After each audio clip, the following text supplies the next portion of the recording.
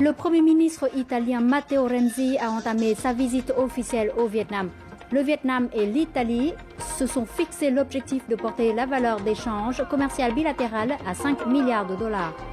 L'émission de télévision spéciale La Patrie vue de la mer visait à honorer des personnes qui ont consacré leur vie à la protection des mers et des îles vietnamiennes et à envoyer un message de paix. Les entreprises singapouriennes implantées à Ho Chi Minh Ville viennent en tête en matière d'investissement étranger. Bonjour à tous et bienvenue à notre journal. Le Premier ministre italien Matteo Renzi et son épouse ont entamé aujourd'hui une visite officielle de 2 jours au Vietnam sur l'invitation du Premier ministre Nguyễn Tấn Dũng. Lors de leur entretien, les 2 premiers ministres ont affirmé porter la valeur de l'échange commercial bilatéral à 5 milliards de dollars dans les 2 prochaines années. Ils ont aussi souligné que les tensions en mer orientale devraient être résolues conformément à la loi internationale. Le point avec Quỳnh Liên. Il s'agit de la première visite d'un Premier ministre italien au Vietnam depuis l'établissement des relations diplomatiques entre les 2 pays en 1973, laquelle devrait contribuer à promouvoir leur partenariat stratégique. Le Vietnam et l'Italie ont porté leurs liens au niveau de partenariat stratégique à l'occasion de la visite du secrétaire général du Parti communiste du Vietnam, Nguyễn Phú Trọng, en Italie en janvier 2013. Le commerce bilatéral Vietnam-Italie a également connu une forte croissance ces dernières années. Il s'est chiffré à 3,5 milliards de dollars en 2013. Le Vietnam figure dans la liste des 10 marchés émergents prioritaires de l'Italie en matière de commerce et d'investissement. Les 2 chefs du gouvernement se sont mis d'accord sur le renforcement de la coopération dans divers domaines, surtout l'économie, le commerce et l'investissement. L'Italie s'est aussi engagée à continuer à accorder des APD au Vietnam.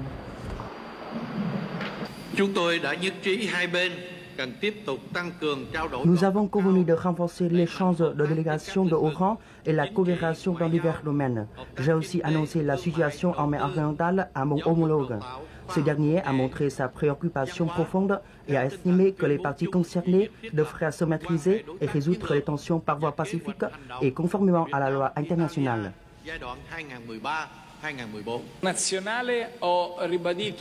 Concernant la situation en mer orientale, j'affirme que l'Italie soutient la déclaration de l'Union européenne et du G7 en cette question. Concernant la coopération avec le Vietnam, les investissements italiens augmenteront fortement en 2014. En outre, nous renforcerons aussi la coopération dans d'autres domaines comme les champs d'étudiants et les technologies.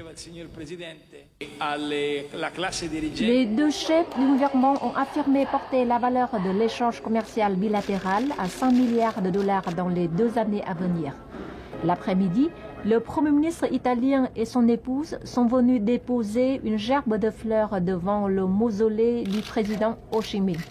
Dans l'après-midi, le chef du gouvernement italien a été reçu par le secrétaire général du PCV, Nguyễn Phú Trọng. Le sommet du Forum régional de l'ASEAN, ARF, a eu lieu aujourd'hui à Yangon, au Myanmar. Les représentants des 27 pays membres de l'ARF, composés des 10 pays membres de l'ASEAN, des pays de dialogue de l'ASEAN et de certains pays observateurs, représentant le Vietnam, le vice-ministre des Affaires étrangères, Phạm Quang Vinh, discutait avec les délégués de la situation actuelle en mer orientale et appelé le soutien de la communauté internationale. Les délégués, quant à eux, ont exprimé leur profonde préoccupation devant les développements complexes et l'aggravation des tensions. Ils ont insisté sur la nécessité de respecter le droit international, la Convention des Nations Unies sur le droit de la mer en 1982, la déclaration sur la conduite des parties en mer orientale, DOC, et de parvenir au plus tôt à un code de conduite en mer orientale, COC. Aujourd'hui, la Chine a envoyé en renfort ses navires de combat pour empêcher les navires de la police maritime et de la surveillance des pêches du Vietnam de s'approcher de la plateforme Hai Shiyu 981 pour faire appliquer la loi dans les eaux territoriales vietnamiennes. Ce matin, le navire de la police maritime du Vietnam, immatriculé 8003, s'est approché de la plateforme pour demander à la Chine de la retirer immédiatement ainsi que ses navires d'escorter dans la zone économique exclusive et du plateau continental du Vietnam. Pourtant, il a été empêché par plusieurs navires de la Chine, à 10 000 marins de la plateforme illégalement installée par la Chine. Le navire des gardes-côtes chinois, en particulier immatriculé 3411, a navigué en pleine vitesse pour chasser le navire de la police maritime vietnamienne.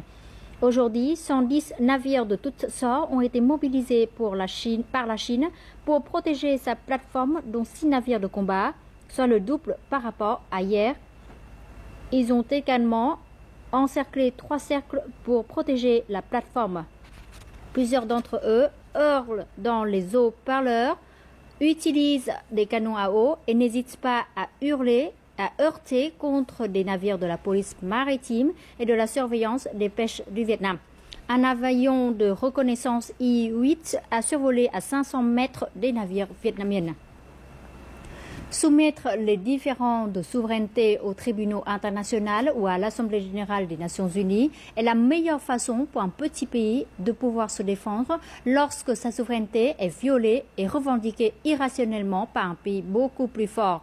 Telle est l'idée de la plupart des avocats et des juristes internationaux en ce qui concerne les actuelles tensions en mer orientale suite à l'implantation unilatéralement par la Chine de sa plateforme de forage dans la zone économique exclusive et le plateau continental du Vietnam. Voici quelques propos recueillis par notre correspondant de la télévision nationale du Vietnam en Europe. Même sort des pays comme les Philippines. Si l'on prend les cartes, n'est-ce pas, à première vue, et je crois que c'est assez clair, l'emplacement où a été positionnée cette foreuse, cette plateforme foreuse, se trouve dans la zone économique exclusive et certainement sur le plateau continental du Vietnam, la République du Vietnam. Personnellement, je ne peux pas ressentir autrement l'action chinoise que comme une forme de provocation à l'égard du Vietnam, puisque la Chine sait parfaitement bien que le Vietnam revendique cette partie du territoire comme étant sien. Au niveau mondial, quand un grand cherche à querelle en petit, j'ai le sentiment que le petit peut faire appel à la justice, à l'état de droit, à la paix. Parce que ce n'est pas le petit qui doit faire la guerre, hein, c'est toujours le grand. Au cas où les deux parties n'arrivent pas à trouver une solution par voie de négociation bilatérale ou multilatérale, il est possible d'introduire l'affaire soit au tribunal international, soit au tribunal international sur le droit de la mer à Hambourg, en Allemagne. Une autre solution est de demander l'arbitrage international.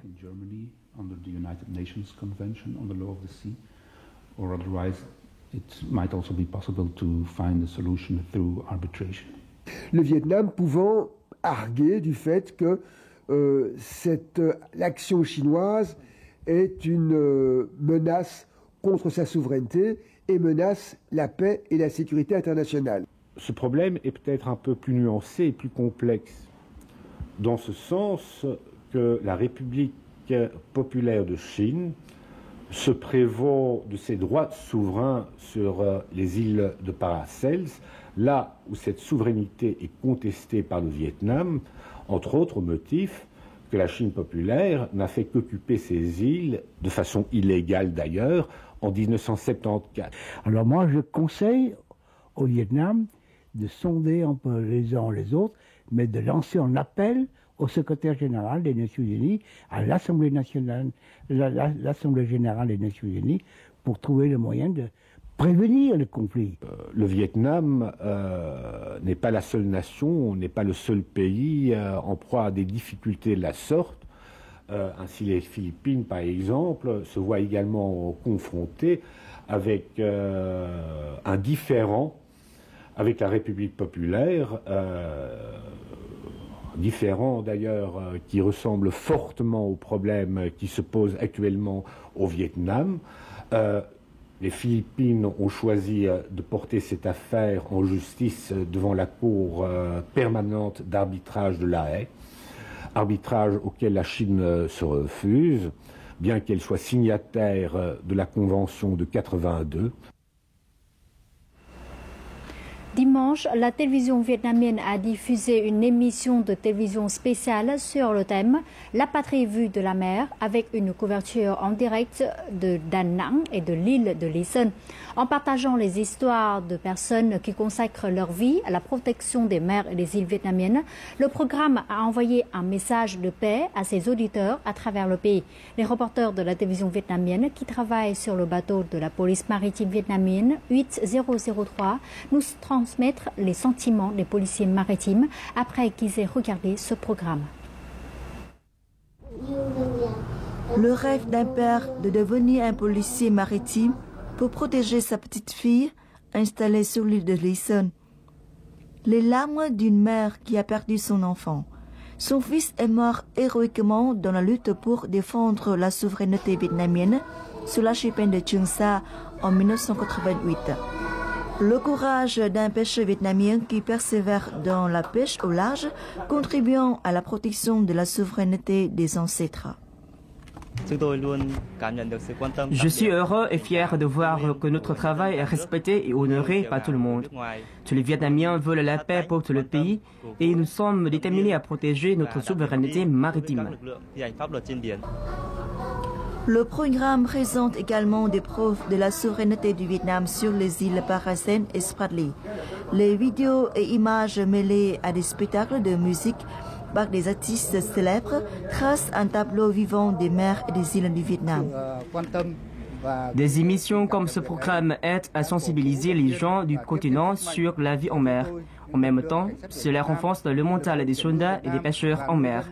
Ces derniers peuvent voir comment le continent est constamment à la recherche de la paix et comment les pensées des gens du continent s'orientent vers eux. Le programme commence et se termine avec des chants de paix réalisés par les enfants. L'amour de la paix est le fil conducteur qui relie toutes les histoires dans le programme. Il est également le lien qui unit les Vietnamiens dans leur mission de protection de la souveraineté nationale. L'Association des Vietnamiens en Russie a organisé hier un meeting pour protester contre l'implantation illégale par la Chine de la plateforme de forage Haiyan Chiyu 981 dans la zone économique exclusive et sur le plateau continental du Vietnam. Plus d'1 millier de personnes, à savoir les expatriés, les hommes d'affaires et les étudiants vietnamiens en Russie, y ont participé. Tout de suite, le point avec Kiwen. Avec des slogans en russe, en vietnamien et en anglais, les manifestants demandent à la Chine de retirer immédiatement sa plateforme de forage Haiyan Chiyu 981 des zones vietnamiennes et de respecter le droit international. Les discours lors de cet événement ont toujours exprimé la détermination de la communauté des Vietnamiens de Russie de se trouver côte à côte du peuple et des soldats dans l'œuvre de la défense de la souveraineté et de l'intégrité territoriale. Nous adressons nos plus sincères remerciements aux soldats de la force des contrôleurs des pêches et aux pêcheurs qui continuent à effectuer leur mission de protection de la souveraineté maritime et insulaire du pays. Nous demandons aux dirigeants chinois de respecter le droit international et l'amitié entre les deux peuples Vietnam-Chine de ne pas utiliser de la force pour envahir le territoire et la zone maritime des autres pays. Les jeunes Russes viennent également protester contre cet acte illégal de la Chine. À mon avis, l'acte de violation de la souveraineté du Vietnam de la Chine est toujours illégal et nous avons décidé de venir ici pour soutenir le Vietnam.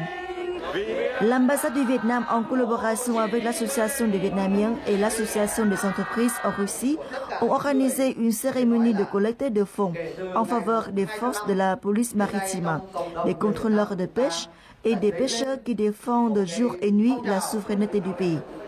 80 000 $ collectés par la diaspora vietnamienne en Russie seront transférés le plus tôt possible au Vietnam.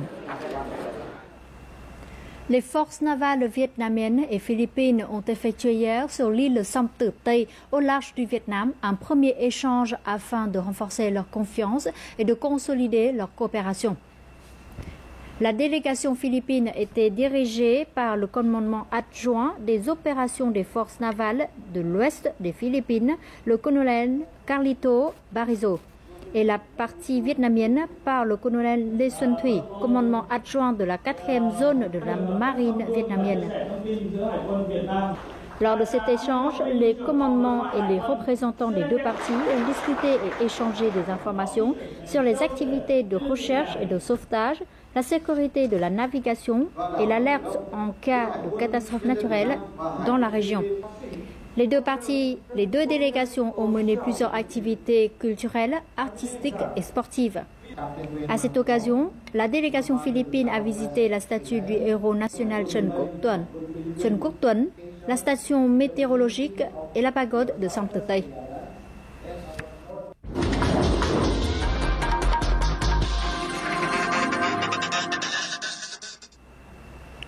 Les entreprises singapouriennes implantées à Ho Chi Minh Ville viennent en tête en matière d'investissement étranger.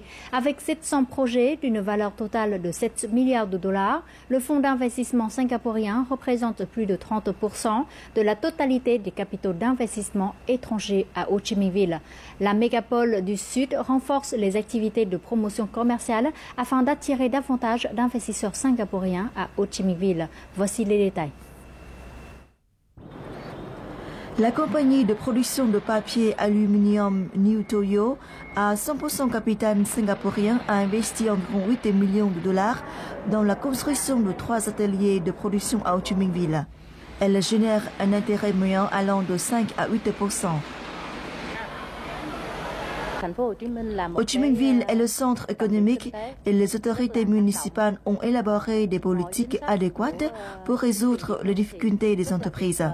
La main-d'œuvre jeune et qualifiée de la ville est un facteur important pour le développement de notre activité. Sur les 5 premiers mois de 2014, 9 nouveaux projets singapouriens d'une valeur de 200 millions de dollars ont reçu un permis d'investissement de Ho Chi Minh Ville. La ville encourage les investissements dans l'agriculture, les industries à haute technologie, l'aménagement urbain ainsi que l'immobilier. Le Vietnam dispose de plusieurs opportunités. Son économie est stable et sa population est nombreuse. La main-d'œuvre est jeune et qualifiée. Le coût de revient est bas et ce qui attire les investissements étrangers. En Ho Chi Minh Ville, la classe moyenne commence à se développer. Le gouvernement singapourien appuie en plus de notre investissement en Ho Chi Minh Ville. Je partage l'idée que le Vietnam est un marché d'investissement formidable avec de bonnes politiques d'assistance en faveur des investisseurs étrangers. En plus, Ho Chi Minh Ville est un marché prometteur pour les investissements à long terme. Nous avons remarqué de bons signes à Ho Chi Minh Ville et nous avons doublé les investissements cette année.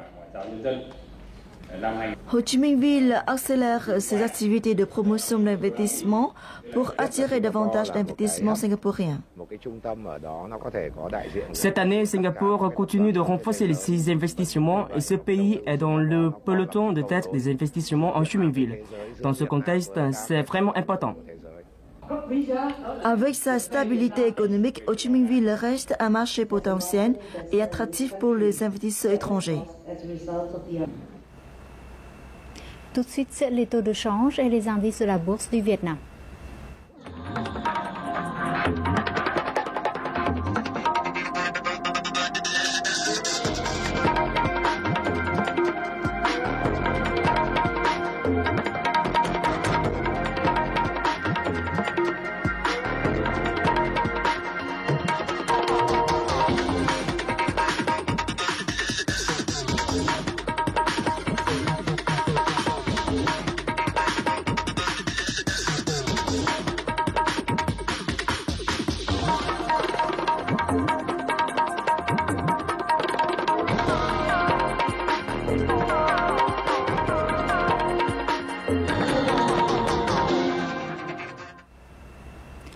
Le ministère de l'Éducation et de la Formation a mis en chantier hier une école maternelle et primaire dans le district insulaire de Kon Ko, situé dans la province centrale de Quang Tri. Il s'agit d'une activité en écho de la Semaine de la mer et des îles du Vietnam. Kiều Anh nous en dit plus. L'école maternelle de Hoa Phong Ba implantée sur l'île de Kon Ko a été détruite presque complètement après un typhon à la fin 2013. Les habitants de l'île espèrent que cette nouvelle école permettra aux enfants de pouvoir aller à l'école. Beaucoup d'enfants sur l'île ont dû aller sur le continent pour faire des études. Avec cette nouvelle école, les enfants pourront aller à l'école tout près de leur maison. C'est plus pratique. Ce projet de construction d'une nouvelle école maternelle et primaire est le fruit de la collaboration entre le comité populaire de la province de Quang Tri et le ministère de l'Éducation et de la Formation. Pour assurer une vie durable pour les résidents sur les îles de notre pays, il est nécessaire d'assurer une éducation de qualité pour leurs enfants et c'est pourquoi nous avons décidé d'investir dans ce projet de construction. Avec un investissement de plus de 235 000 $, la nouvelle école Hoa Phong Ba devrait ouvrir ses portes en septembre prochain pour accueillir la nouvelle année scolaire. Avec cette nouvelle école, les habitants deviendront ainsi plus attachés à l'île.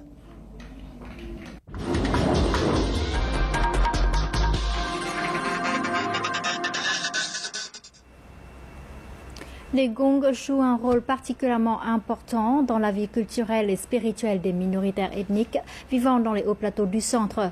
Au-delà d'un simple instrument de musique, les gongs reflètent l'âme, l'aspiration, le courage et l'amour pour la nature des populations locales.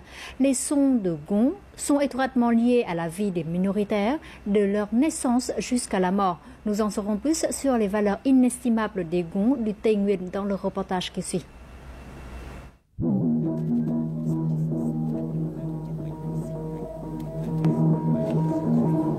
Un espace sacré introuvable ailleurs, des sons qui se propagent majestueusement, dans lesquels s'entrevoit l'âme de la montagne.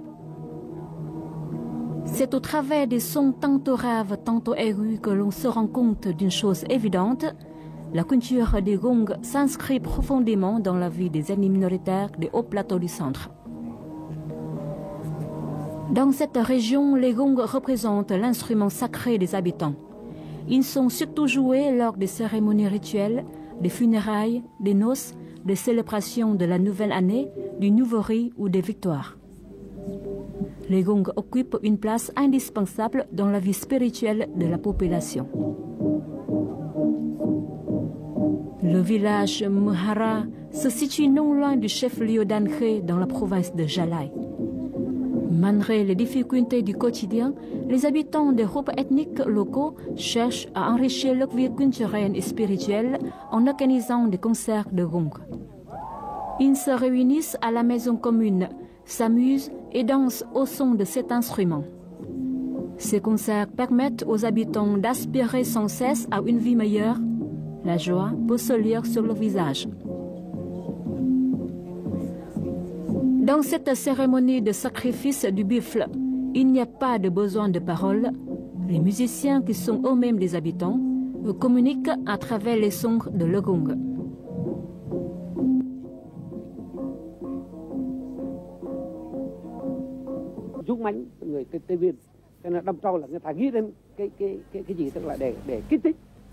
Cette cérémonie de sacrifice de buffle retrace l'histoire de l'homme lors de la conquête de la nature au temps préhistorique. Il allait à la chasse pour trouver de la nourriture. Il luttait contre les invasions ennemies. Bref, il devait être toujours armé et prêt à relever tous les défis avec courage. Lors de cette cérémonie, les hommes traduisent la force de la communauté à travers les sons de gong et les chants pour élever l'esprit.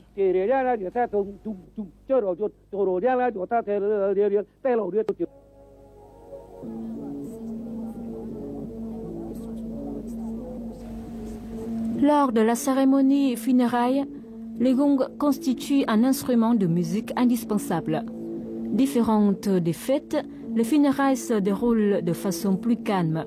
Les mélodies de gong se font plus lentes pour dire adieu aux défunts. Comme les ethnies minoritaires vivent principalement de la culture du riz, ils accordent beaucoup d'importance aux prières destinées aux bonnes récoltes. Leur joie est donc immense pour la fête du nouveau riz. Des sons joyeux retentissent. Les gongs sont souvent joués par des adolescents, des jeunes filles et des garçons. Quelles que soient les difficultés matérielles, chaque famille possède un ensemble de gongs. cet instrument de musique est considéré comme l'unique bien de valeur de chaque famille. Les habitants sont bien conscients de l'importance de conserver ces instruments sacrés. Grâce à ces gongs de famille, les parents peuvent facilement transmettre à leurs enfants. Ainsi, de génération en génération, la pratique de gong se perpétue.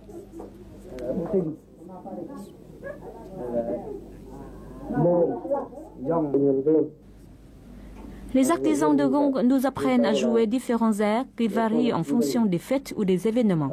Par exemple, nous jouons du gong lors du sacrifice du buffle, la fête du nouveau riz, les obsèques ou les noces.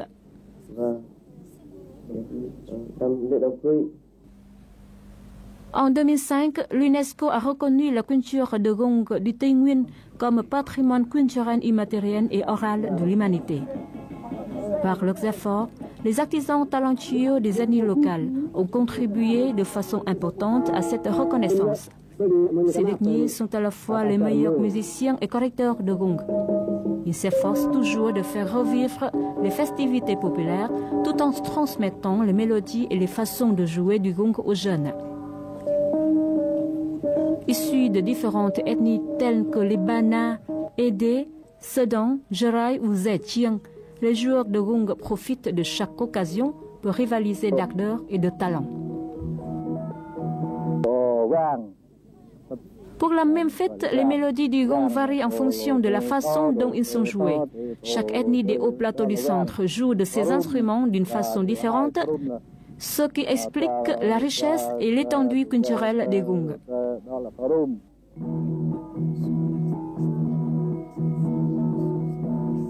Selon les statistiques, la province de Jalai recense plus de 5600 ensembles de gong, suivi de la province de Daklak avec 3400 ensembles et la province de Lemdong avec 3000.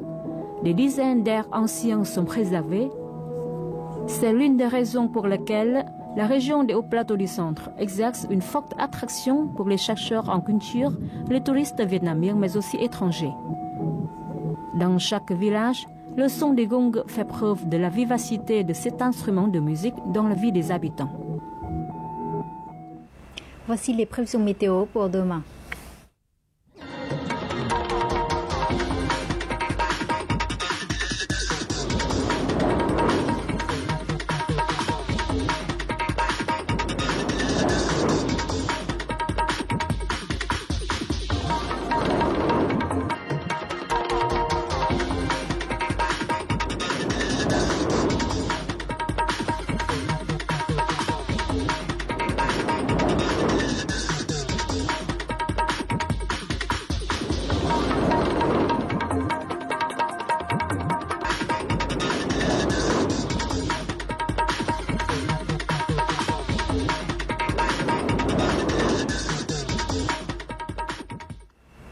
C'est la fin du journal francophone. Merci d'être toujours avec nous et à très bientôt.